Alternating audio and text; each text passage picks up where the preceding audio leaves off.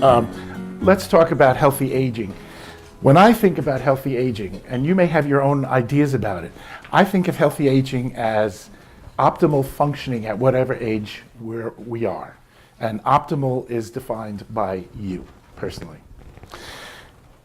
If we think about healthy aging as a stool, a three-legged stool, one leg is nutrition, which I think you've been dealing with through this conference. One leg is movement or exercise, which you've also been dealing with. And the third leg is the mind. And that's what we're going to focus on today. The effect of the mind on healthy aging, on the body, on healing, and on health. So a little history. In 1975, a research experimenter at the University of Rochester thought that he wanted to experiment with rats to see if they could associate the taste of saccharin, the sweet taste of saccharin, with nausea. So he gave the rats saccharin, and he paired it with a drug called cyclophosphamide, which would turn their stomachs. Instead, the rats started to die. So he stopped administering the cyclophosphamide, continued administering the saccharin. The rats still died. What was going on? He didn't know. So he did some research and found that cyclophosphamide is a powerful immune system suppressant.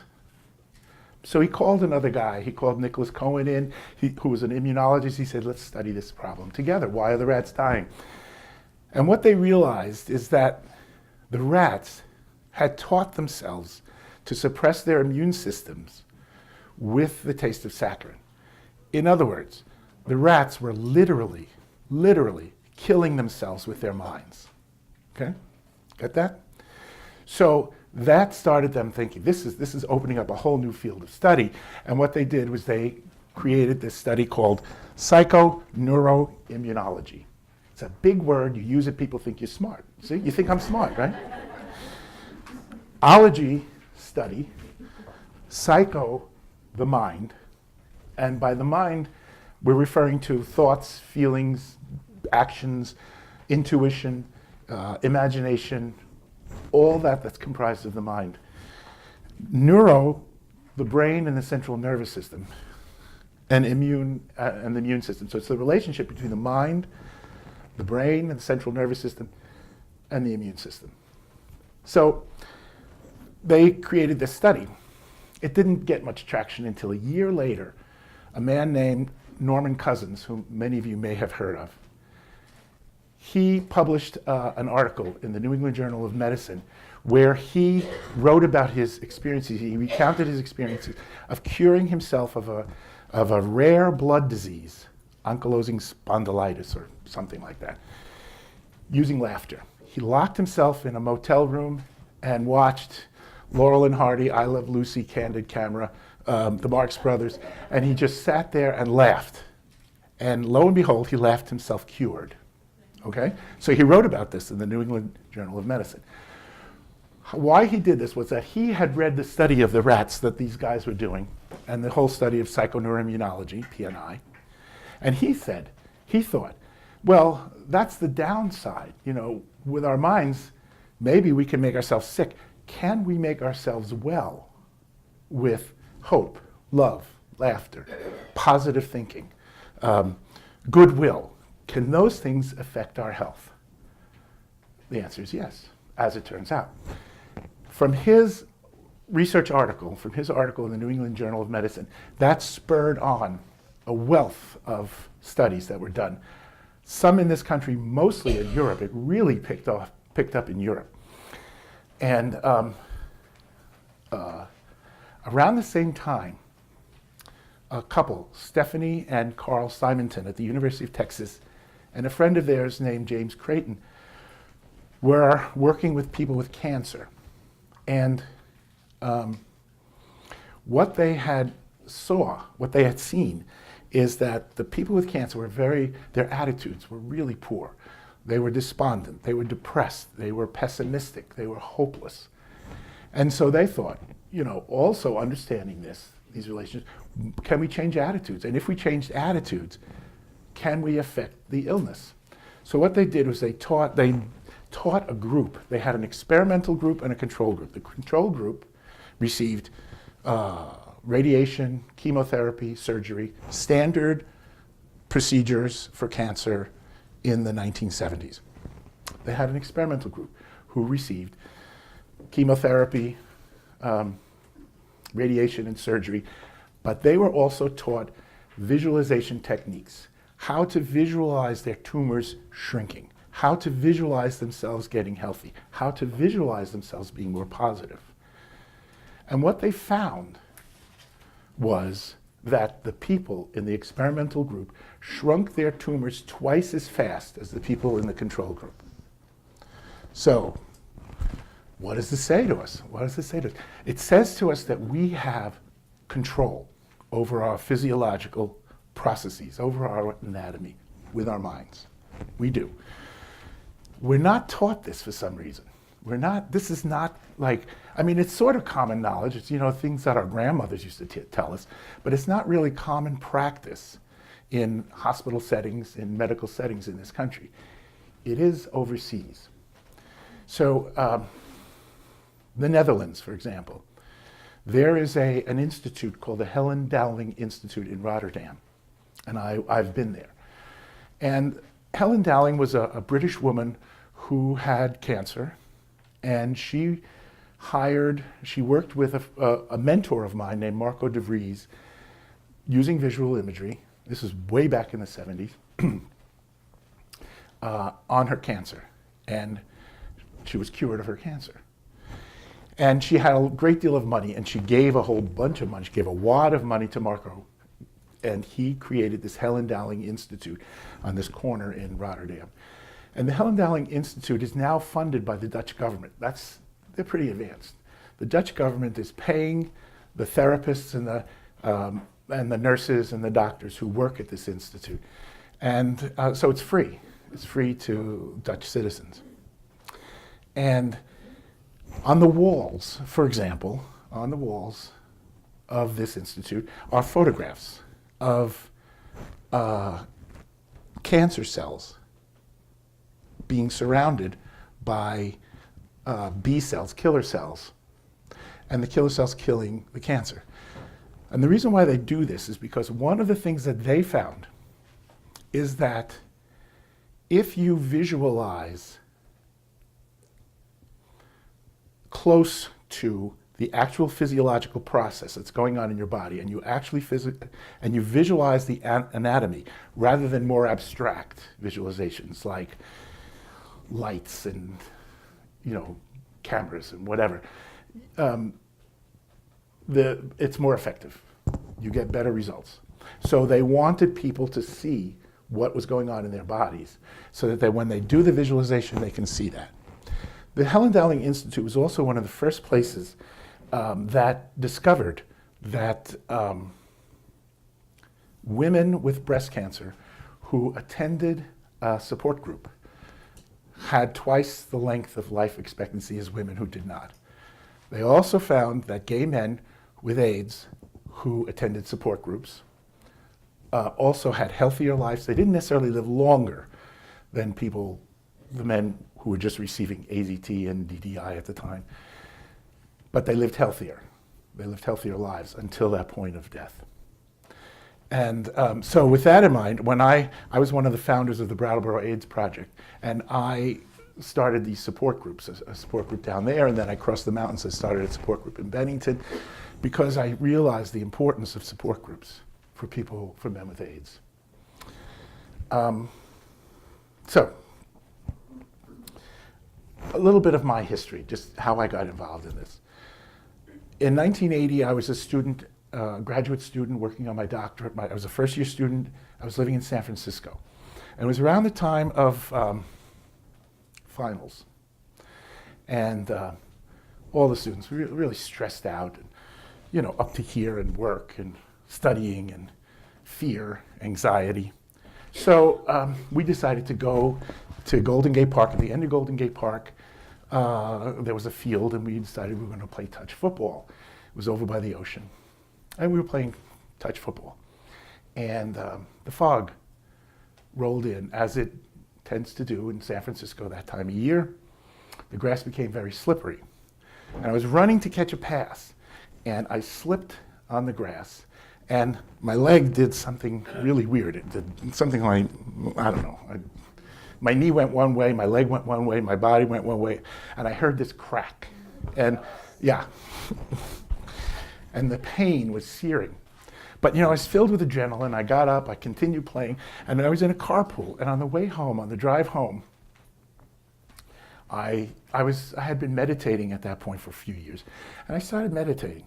And in my meditation, I heard with my inner ear, my mind's ear, I heard my knee say, "Keep me straight and warm."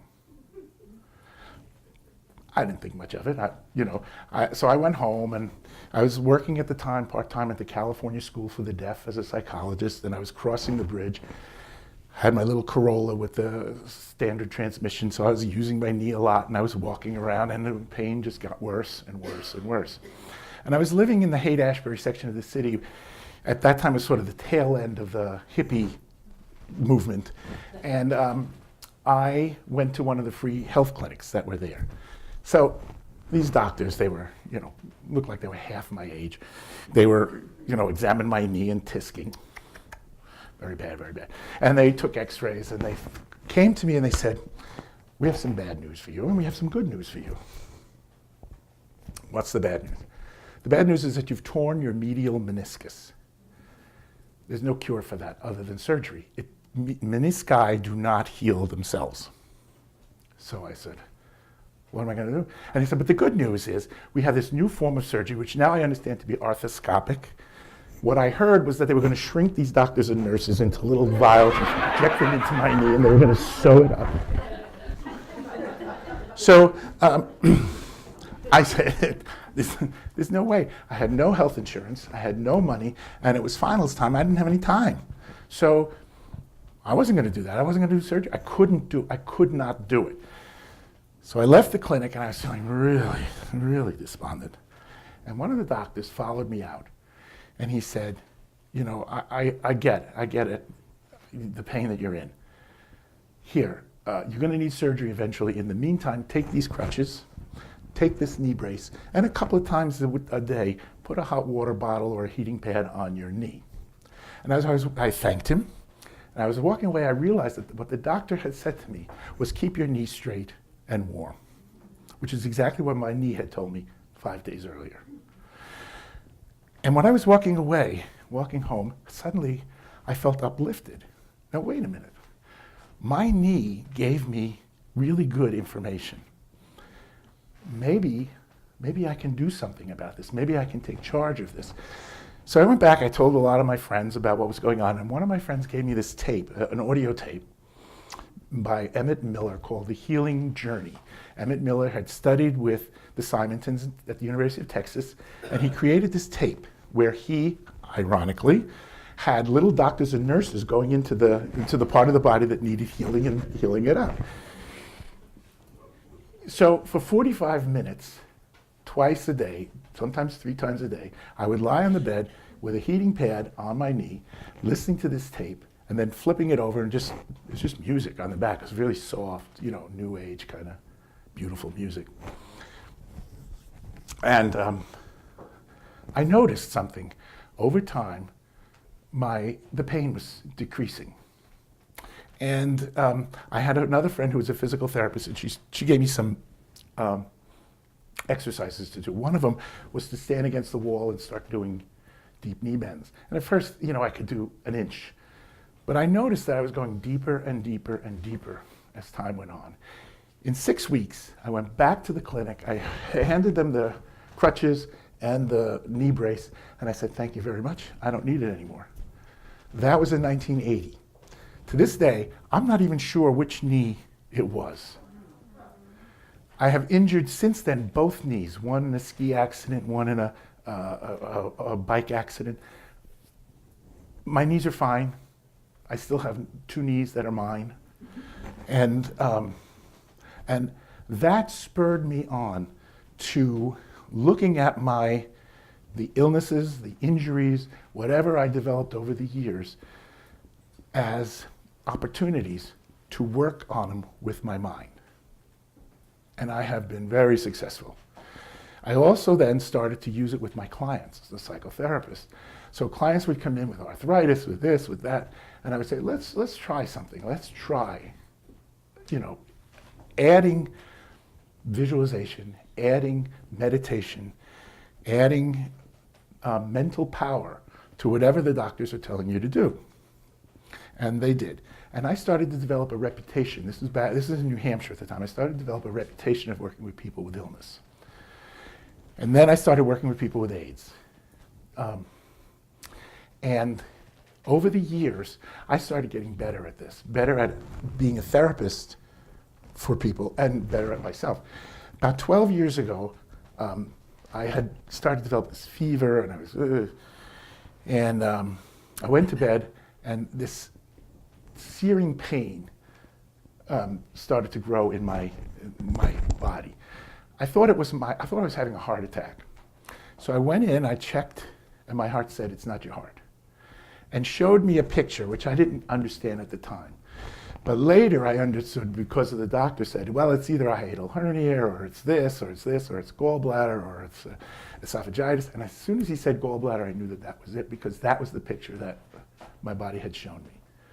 I had gallstones, and I had cholecystitis. Now, I'm not supposed to have gallstones. My mother had gallstones. My sister had gallstones. My Aunt Phyllis had gallstones. My grandmother had gallstones. I don't have gallstones. I had gallstones.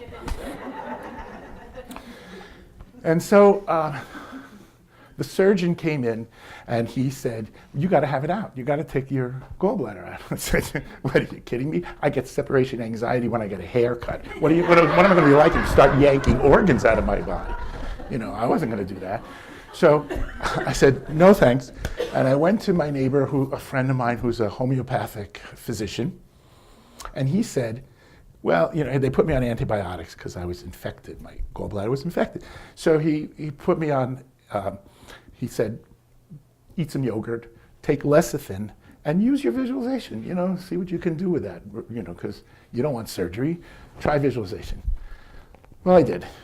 And I talked to my gallbladder talked to me, and what it said to me is, tell you the truth, I don't really like what my gallbladder says.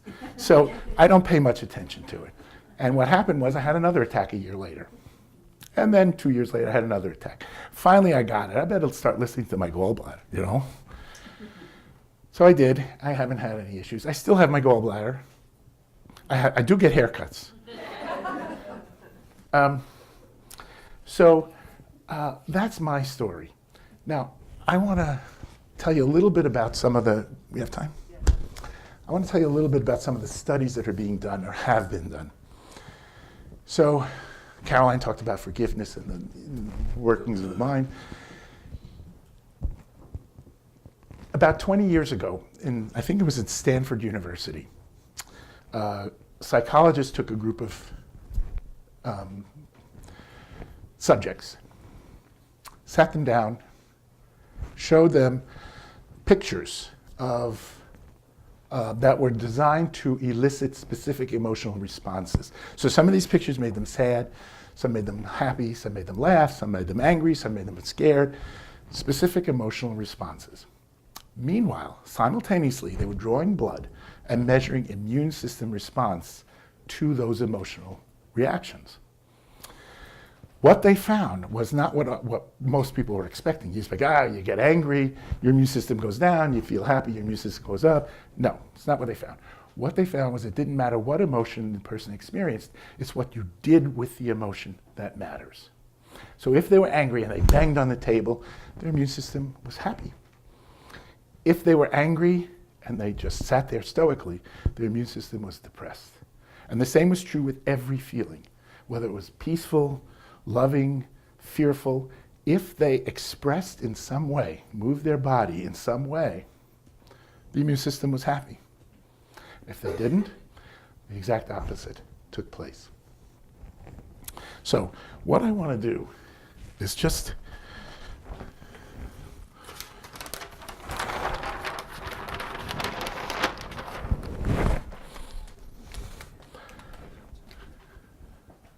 imagine a clock.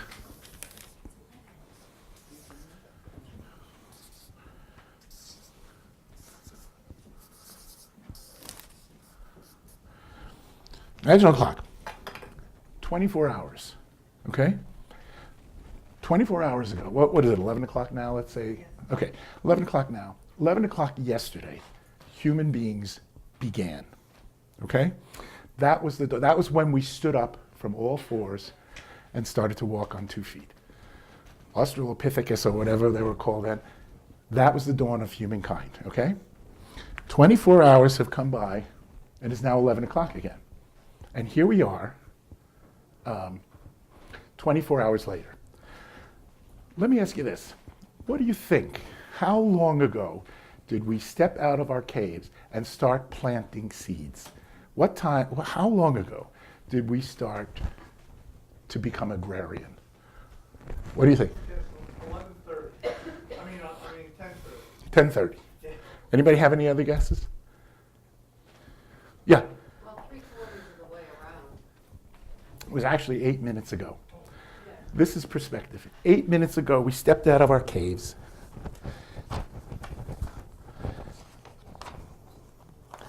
We stepped out of our caves and started planting seeds.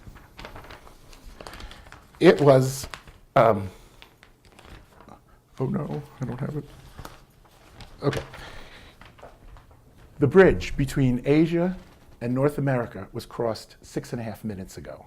That's when humankind started populating the North American continent, okay? Buddha became enlightened 38 seconds ago. Jesus was crucified 28 seconds ago, okay?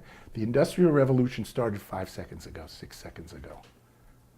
The nuclear family became the central feature of human society about 3 seconds ago.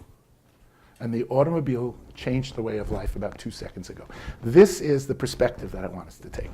So for 11 hours, before we started to plant seeds, for 11 hours and 50 minutes, 23 hours and 50 minutes, we basically lived the same way. We lived in our caves, or our yurts, or our teepees, and we walked. We walked to the hunt, we walked to the blueberry patch, we walked to the river to carry water, and we walked back with the water. When we were done with those chores, what we did was we did our creative work. We painted the caves of the walls, we made our tools, we made our clothing, we made our jewelry, we created. At the end of the day, we had dinner with the clan, everybody sitting around the fire, and we talked. We talked to each other. We listened to each other. We told each other about our day. We told each other about our dreams. And this is what we did for 4.5 million years, okay? When somebody had the great idea that we needed to start planting foods, everything changed, okay? Our bodies, however, are still adapted to those 23 hours and 50 minutes, okay? So we walked out of a cave one morning and we're faced with a saber-toothed tiger. What do? What happens is the adaptive part of our bodies secretes adrenaline, norepinephrine, cortisol, these what we call now stress-related hormones, because that was a very stressful situation to see this cat, this huge cat, who thought we looked like a nice tender morsel for lunch. So what we do is we get all this energy from these enzymes and biochemicals. We take a rock and we throw it and then we run like hell. That's how we survived as a species from the big cats. Excuse me 1 minute.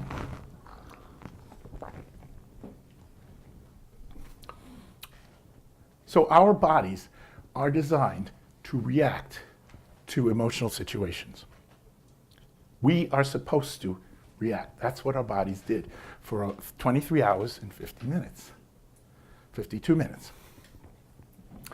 Today, and then when we were running, what happened was all these chemicals eventually funneled into our kidneys and out, okay? Now today, we sit in our little cubicles and the boss comes to us and starts yelling at us.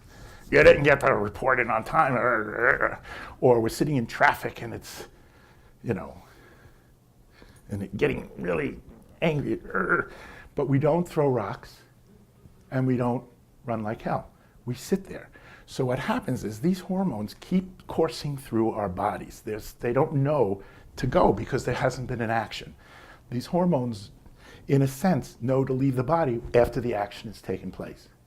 If there's no action, they just keep coursing through our bodies. And the problem with these hormones is they're great in the moment.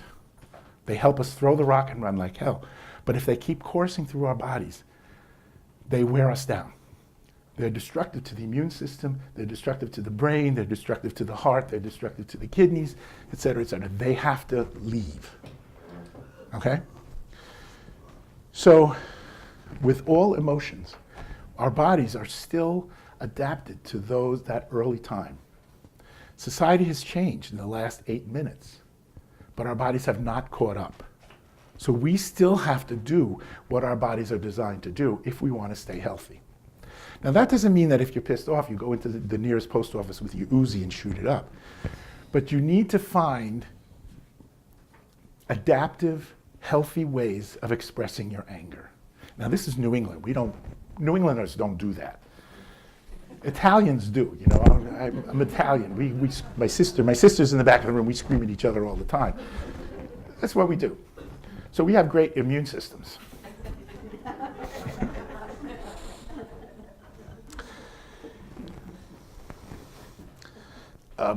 So no matter what the feeling is, give people a hug.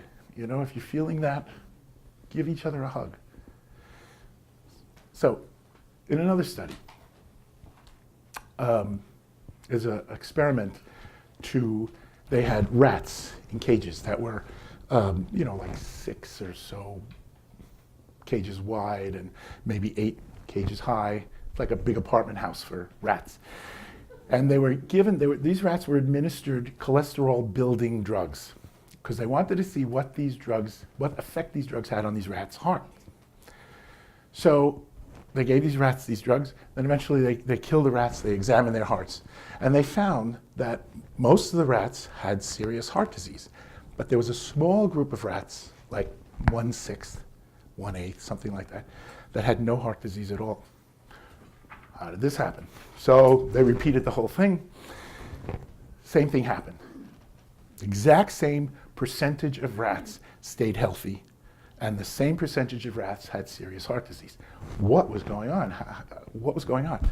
Turns out that the woman that they hired to clean the cages and to feed the rats at night was a short woman. She could only reach the bottom layer of rats, and she would take each of those rats out. They would crawl on her. The rats are very affectionate, by the way. I know they have a bad reputation, but they're really sweet animals. Because I've worked with them, I like them. Anyway, I don't think my sister would want them in the house, but anyway, so these rats, they would play with each other, they would interact with each other. Rats are very social, so are we. Rats are very tactile, so are we. The rats that got to play with each other and got touched by her had no heart disease despite the fact that they were given cholesterol-building drugs. Okay? In 2 separate experiments. Interesting. Along these same lines, a group of experimenters went into this major supermarket in a city, and they instructed every other cashier, touch the customer as they come through. Just touch them. Hold their hand, touch their hands, touch their shoulders. When you pass the money back, the change back, make sure you touch them, okay? The alternate cashier was told, under no circumstances are you to touch the customer. Then what the experimenters did, the psychologists did, is they went outside the store and they posed themselves as market analysts. And as people were coming out, they would ask these people, how'd you like the store? The people who were not touched said, Hannaford's, Price Chopper, Shaw's, one's the same as the other. The ones who were touched said, oh, it's fabulous. Prices are better, the music is better, the aisles are bigger, the lighting is better. They liked the store. The only difference is that they were touched. We need to be touched. The skin is the largest organ of the body. It needs stimulation. And we tend not to touch each other. We need to end. Yeah, there you go. That's it.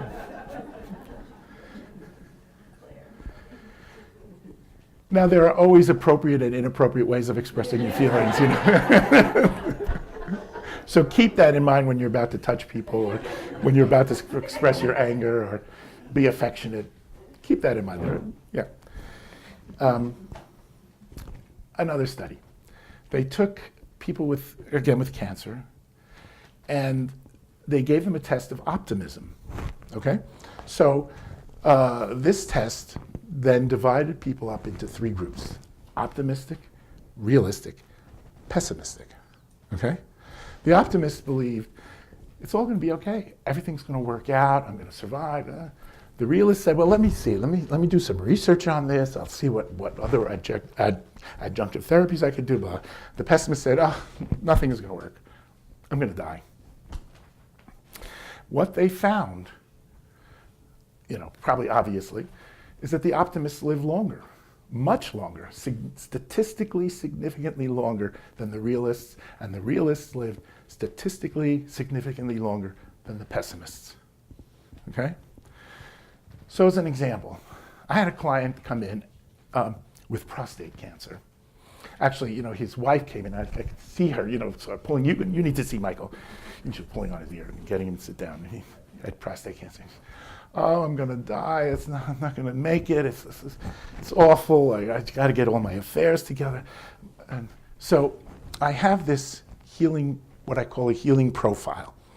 I ask questions. Do you own a pet? How do you express your feelings? What kind of exercise do you get? What's your diet like, et cetera? Just to check on all the variables of health and healing. And when I got to optimism, are you optimistic? His wife just rolled her eyes and said, oh my God, if there's a silver lining, John's going to find the dark cloud. He's an Irish Catholic mother, and everything is doom and gloom with her, and same with him. And it was true. And I saw that my work was cut out for me with him. I had to help him change his attitude so that he could be more positive. He did. He survived. He's fine. And I can't say that it was because of the work that we did, because I don't have any controlled studies. All I know is that he thought it had a lot to do with it. He thought that his changing his attitude had a major impact on his healing. Was something else I was going to say about that. Well, it's gone.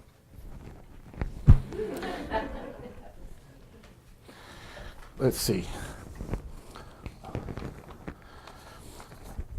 I want to read something about Ivan Pavlov.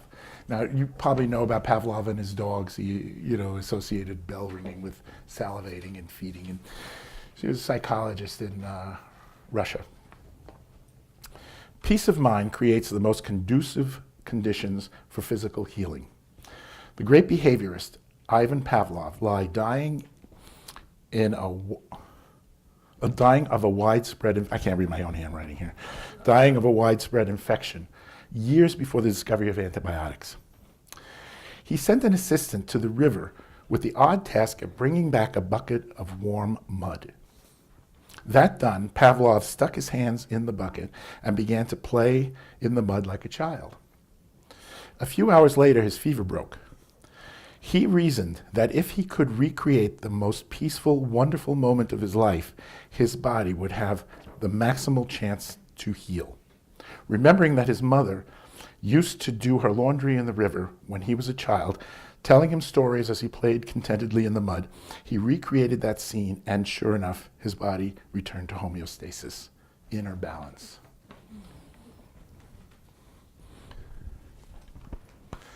When I was living in San Francisco, one of the things that I noticed is that, California is pretty warm for the most part, but it's not San Francisco. It's a cold, damp city.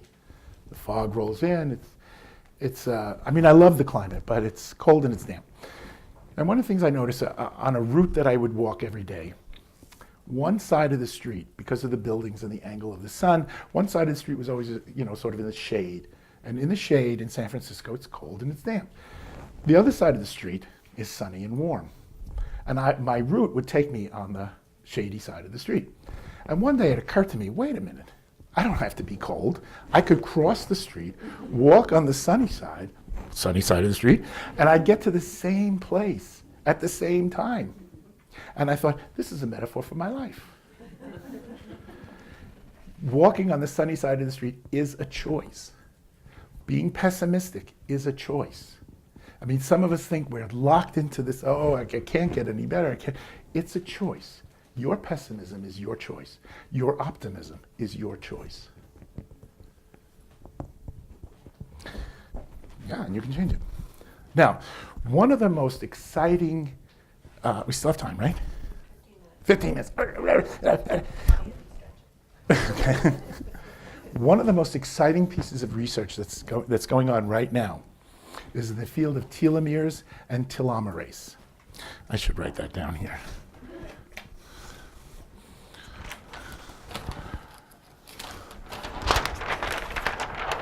Some of you may know about this.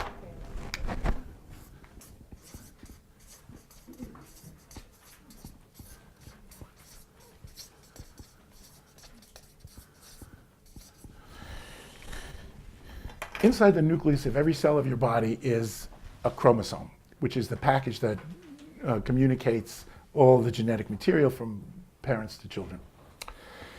On the tips of every chromosome is a little covering, a little protective covering, like the aglets on a shoelace, you know, the little plastic thing, plastic covering on a shoe. Okay, so there's this covering on the tip of every chromosome. This covering is called a telomere. As the cells divide, and they have to divide for us to grow and age, and as the cells divide and reproduce themselves, the telomere, each telomere gets a little shorter, and a little shorter, and a little shorter. And when it reaches a critical point, the telomere can no longer, the cell can no longer divide. Okay, it's stuck. As cells can no longer divide, they age and they die. As they age, so do we. So a group of researchers wanted to find out, is there a way to slow down the process of shrinking telomeres? So they took a whole bunch of people, subjects, up to a resort high in the Rocky Mountains, and they put them through all sorts of tests. They fed them certain foods. They denied them certain foods. They gave them certain levels of exercise. They denied them levels of exercise. They taught them meditation, not meditation, etc. They did all sorts of variables. They provided all sorts of variables. And they found that not only could we prevent telomeres from shrinking, but we could actually grow them. And what they also found is that telomerase is an enzyme in the body that governs the shrinking or growing of telomeres. The more telomerase, the healthier the cell. Now there's one big caveat here, and that is that cancer cells glom telomerase, and that makes them immortal. So how do we prevent cancer cells from taking the telomerase? So I had a client named Laura who had breast cancer, and she was kind of later stages. And she called me and she said, I want you to work with me on visualization. I want to visualize. She knew about this. She was very sophisticated. She knew about telomerase and telomeres, and she said, I want you to teach me to visualize the cancer cells being denied the telomerase and instead the telomerase going to the cells surrounding the tumor. So I said, okay, this is an interesting thing. Maybe we can help. So, so we did. We embarked on this therapy. And she did eventually die of cancer, but she went into remission first. Now, I can't say that her visualization created the remission. She thought so. Now, let me talk a little bit about remission. That's an interesting topic. Because when you have a cold and you no longer have a cold, you're cured of the cold. When you have cancer and you no longer have cancer, you're in remission. Okay? The terminology is different. The experience is different. So some experimenters said, okay, let's play with this. So they told a bunch of people who were in remission, you're in remission. They told a bunch of people who were cancer-free, you're cured. What do you think happened? The cured people stayed cured far longer than the remission people. How a doctor speaks to us, when we give the doctor a lot of power, the way he or she speaks to us has a profound effect. Placebos, placebo, I please, or something like that. You know what placebos are, right?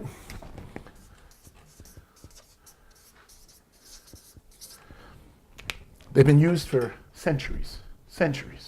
People have been using placebos. Now, you can't, the ethics of medical treatment says you cannot give a placebo without telling a person that they're getting a placebo. So the doctors, they did this experiment and they started to tell people, this is a placebo. It's not going to do any good. It's a sugar pill. It's not going to help. Bingo, the people got better anyway. Because it came from it came from a doctor. They got better anyway. What can I say? So,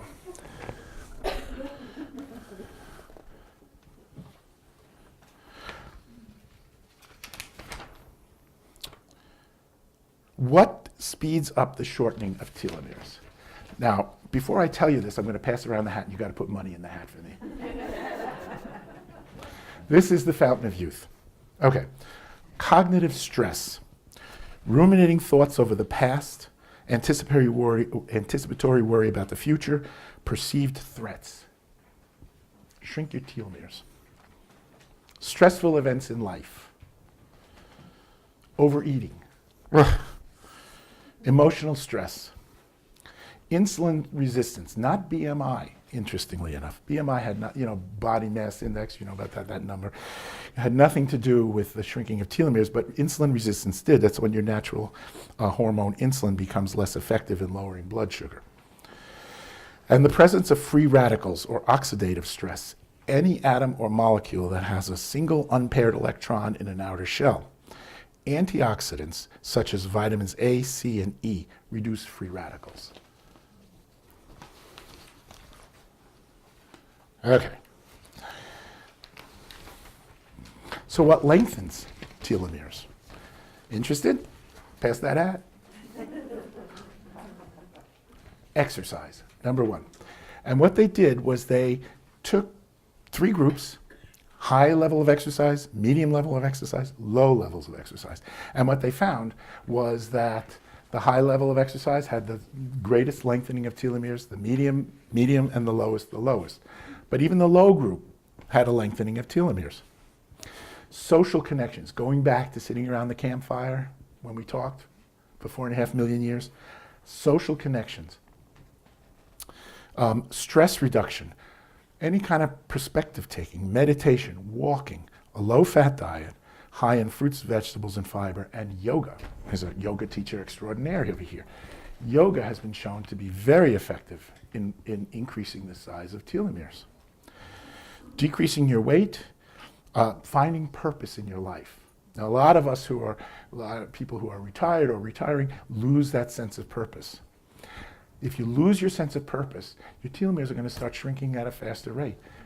Find purpose in your life. Good stress lengthens, what's called eustress.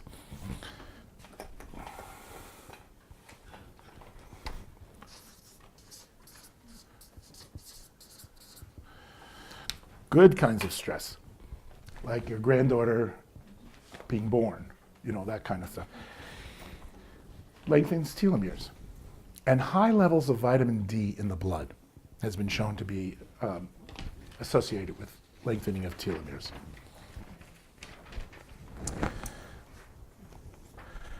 I want to talk a little bit about the brain, because the brain is very specific. There are 5 ways to strengthen the brain. The brain can be strengthened. We used to think that it couldn't, but it can be. And the brain can reproduce, the brain cells can be reproduced. We used to think that they couldn't, but they can. So, 5 ways to strengthen the brain. Social interaction. stress reduction, physical activity, mental activity, and diet. Again, the social interaction is really important. It's not just, hey, how you doing? How about them Mets? You know, it's really talking about your feelings and talking about yourself. They did this, there was this group of women in Wisconsin who were part of a coffee clutch, like 6 women. They've been meeting for 30, 40 years. And what some experimenters did, they found these women, they said, let's find out, you know, what kind of effect did this have on them, this coffee clutch thing. And what they found is that these 6 women, all 6 of them, they had been through cancers and deaths and diseases, but they're all still alive when the experimenters got a hold of them. And they did this, I don't know, CAT scans, TMI, whatever they did to their brain. They found that their brains were far healthier than what you would expect from people that age, from women that age. The only difference that they could see is that they were involved in this deep social connection for 40 years, 30, 40 years. When you're not talking to someone else, talk to yourself. I know that sounds crazy, but it actually helps. It actually helps. Say it out loud. It's not only that, it's not only good for your brain, but it's also a strategy for remembering. I do that now when I'm in the shower. Always, for some reason, when I'm in the shower, I remember what I'm supposed to do. And I always, then when I get out of the shower, I forget. So I started talking to myself in the shower. It works. Get a good night's sleep. Meditate. And what they found is that what you need is 12 minutes a day. That's it. It doesn't even have to be 12 minutes at one time. It could be 3 minutes here, 4 minutes here, 5 minutes here. 12 minutes a day is optimal. That's all. It's not much. Get a massage. And do some favorite things for yourself. And deep breathing. I'm going to teach you what I call Weil's breath. Andrew Weil is a researcher. He's big in the, he's sort of a new age guru. He developed this at the University of Arizona. He developed this style of deep breathing, which has been shown to help memory and brain functioning. So I'm going to teach it to you right now. And this is the process. You're going to breathe in. First of all, you relax yourself, close your eyes. When your mouth is relaxed, your tongue just naturally floats to the roof of your mouth. So let your tongue float to the roof of your mouth. We're going to breathe in through our nose to the count of 4. Hold your breath to the count of 7. Breathe out through your mouth to the count of 8. We're going to do that 2 times, okay? So let yourself just get relaxed. Close your eyes. Let your tongue float to the roof of your mouth. Breathe in. 1, 2, 3, 4. Hold your breath. 1, 2, 3, 4, 5, 6, 7. Out through your mouth. 1, 2, 3, 4, 5, 6, 7, 8. Breathe in. 1, 2, 3, 4. Hold your breath. 1, 2, 3, 4, 5, 6, 7. Out through your mouth. 2, 3, 4, 5, 6, 7, 8. How do you feel? Just check inside. How do you feel? Feel different than when you started? We did 2 cycles. Optimal is 8, but work up to that. 8 cycles takes about 2 minutes to do 8 cycles of this. We can all spare 2 minutes a day. And it's going to help your brain. Okay? The last thing I want to talk about is humor. So humor me while I find my thing on humor.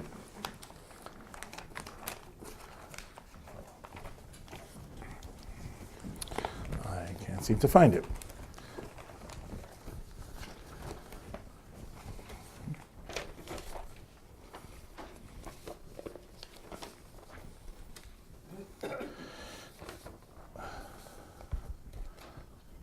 laughter is very important. So,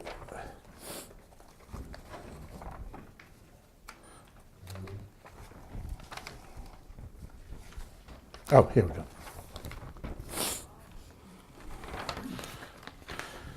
When we laugh, we're oxygenating the brain. We are exercising our abdomen. We are helping the immune system. Belly laughter is really good medicine. In fact, 20 seconds of good belly laughter is the cardiovascular equivalent of 3 minutes of strenuous rowing. Okay? All right. 20 seconds, 20 seconds? yeah, of strenuous laughter is the cardiovascular equivalent of 3 minutes of strenuous rowing. It's like the best exercise there is around. So with that in mind, what I'm going to leave you with is this. Somebody sent me this about the fabulous Jewish comedians that used to go to the Catskills of the vaudeville days, like Shecky Green, Red Buttons, Toady Fields, Joey Bishop, Don Rickles, Jack Benny, Manuel Rubinstein, Zero Mostel. And there was not one single swear word in their comedy. And here's just a few of their examples. I just got back from a pleasure trip. I took my mother-in-law to the airport. I've been in love with the same woman for 49 years. If my wife ever finds out, she'll kill me. Someone stole all my credit cards, but I won't be reporting it. The thief spends less than my wife did. We always hold hands because if I don't, she shops. Why don't Jewish mothers drink? Answer: alcohol interferes with their suffering. Why do Jewish mothers make great parole officers? They never let anyone finish a sentence. A man called his mother in Florida. Mom, how are you? Not too good, said the mother. I've been very weak. The son said, why are you so weak? She said, because I haven't eaten in 38 days.